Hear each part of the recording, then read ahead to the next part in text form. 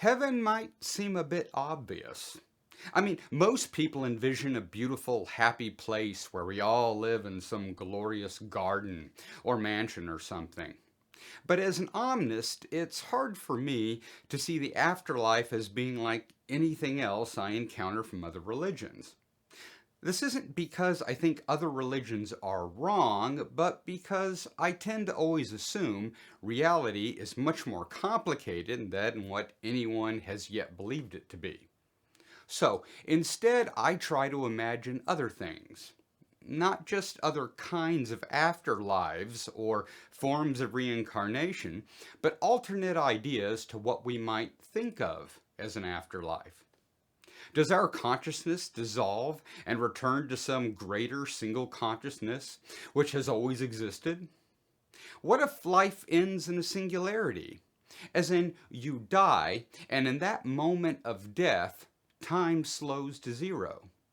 You are forever in that last moment, perhaps capable of glancing up and down your lifetime, re-experiencing our victories and defeats, moments of utter devastation, and moments of absolute beauty.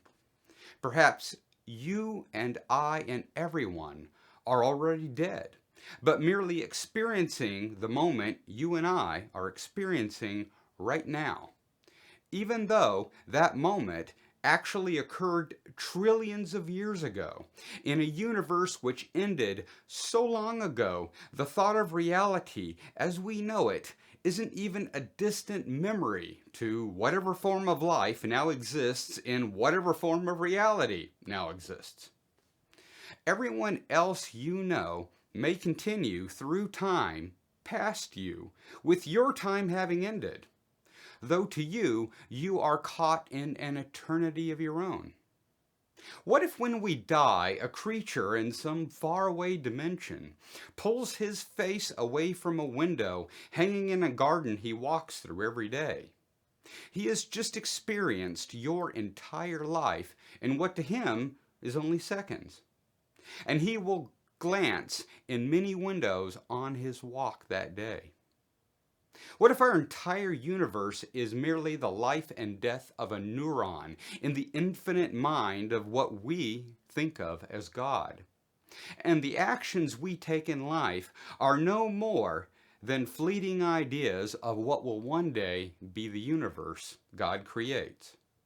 And our thoughts of Him are merely self-reflection.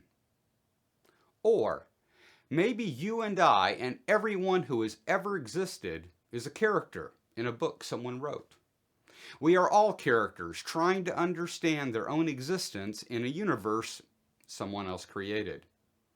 Each of us tries through religion, philosophy, and science to find the walls and corners of a room we may very possibly stand in, but can't see or fathom because our eyes weren't made to see that room, but only the narrow band of light waves we see every day. And our fingers weren't made to touch the edges of that room.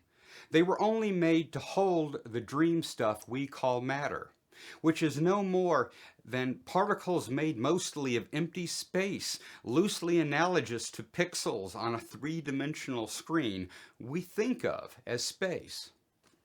We may never solve this riddle in our lifetimes, but this thing we call consciousness may very well be the true astronaut, the true psychonaut, which is somehow part of a greater being trying to conceive of its own nature.